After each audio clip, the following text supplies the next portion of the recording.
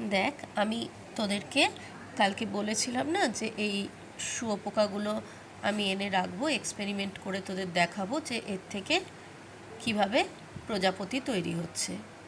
দেখ, এই বাক্সটার মধ্যে আমি দুটো ওই ক্যাটারপিলার, যেগুলো তোরা দেখেছিলিস গাছে অনেকগুলো ছিল, তো তার মধ্যে থেকে দুটো এনে আমি রেখেছি।